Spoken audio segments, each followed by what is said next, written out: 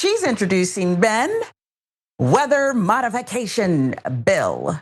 Ooh, juicy. What's Marge up to? Well, we'll tell you. She has plans to introduce weather modification bill. She posted the following to Twitter X over the weekend. I am introducing a bill that prohibits the injection, release, or dispersion of chemicals or substances into the atmosphere for the express purpose of altering weather, temperature, climate, or sunlight intensity. It will be a felony offense. Ooh, she means business, folks. MTG is not playing around. Text makes it illegal for individuals to practice geoengineering and weather modification by imposing a $100,000 fine and a 5-year prison sentence. The Hill with the reporting here.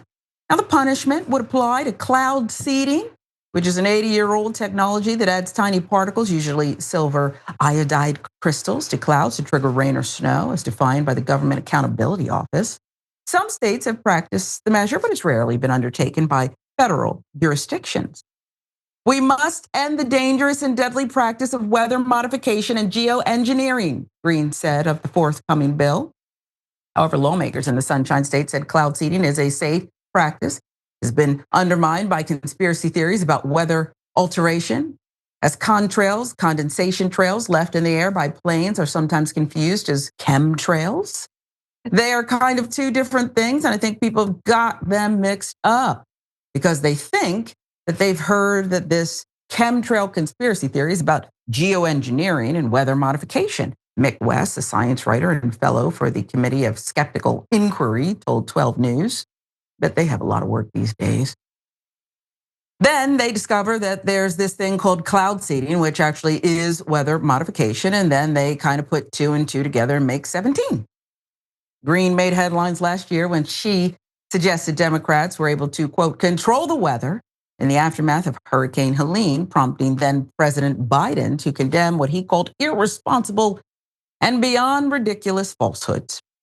Now, Representative Jared Moskowitz, Democrat out of Florida, mocked Greene's bill in a post online. I'm introducing a bill that prohibits the injection, release, or dispersion of stupidity into Congress, he wrote in a Saturday post. Is that helpful? I don't know if it is. It is a little bit funny.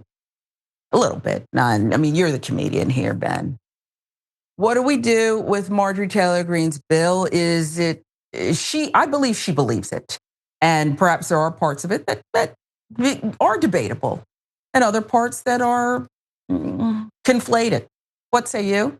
I believe she believes Santa Claus is real and is the one who did 9/11. I mean, a lot of people don't know where Santa Claus was on 9/11, and it's hard to explain. But I do remember seeing some reindeer go into those towers from certain angles.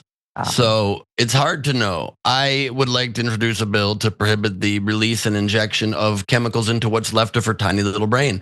I think that the only saving grace we have here, and it is a strong one, much like all bills introduced or co-sponsored by Marjorie Taylor Greene, it will go nowhere and do nothing.